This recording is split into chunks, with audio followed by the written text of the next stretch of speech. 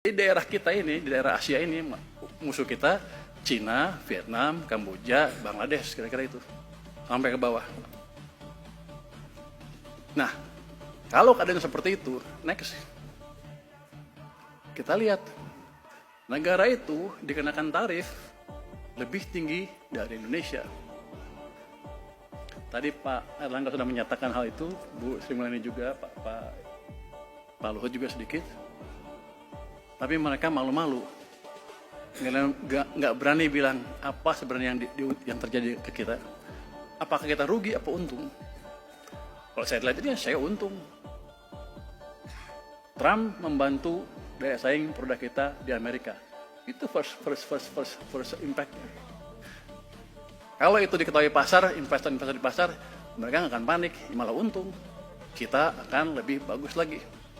Jadi mungkin ini hasil diplomasi Pak Luhut mungkin Pak. Ini bantuan tersembunyi Trump untuk Indonesia sebetulnya.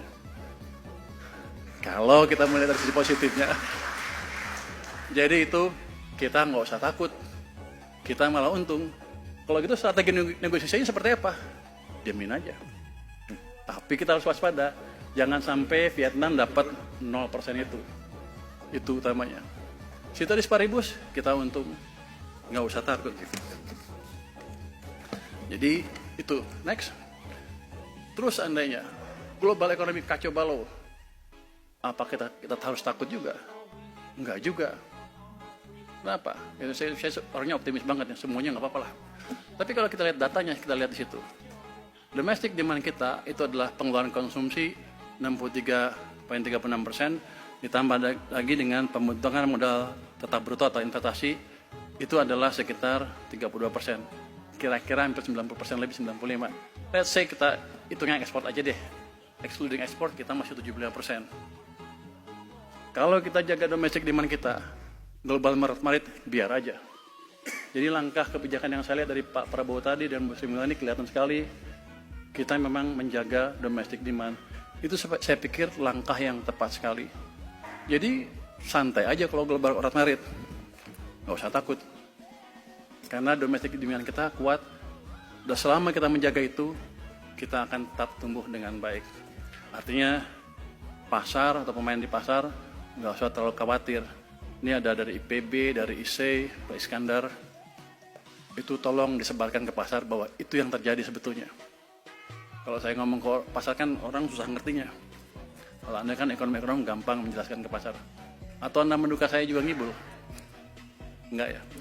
Terus, bagaimana sebetulnya kondisi domestic demand kita sekarang? Apakah sedang jatuh? Apa enggak? Next. Ini Pak Gubernur BI berperan besar, OJK, Menteri Keuangan untuk menjaga stabilitas sektor keuangan sehingga fungsi intermediasi kita bisa berjalan terus. Next. Kita lihat pertumbuhan kredit tadi dibilang double digit.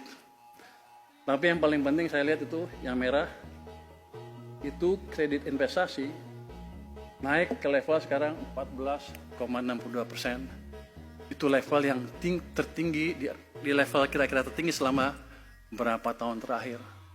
Kalau investasi kan pasti ngelihatnya ke depan, berapa bulan ke depan. Jadi ya, para pelaku bisnis kita sebetulnya sedang ekspansi. Cuman mereka jarang ngomong di TikTok.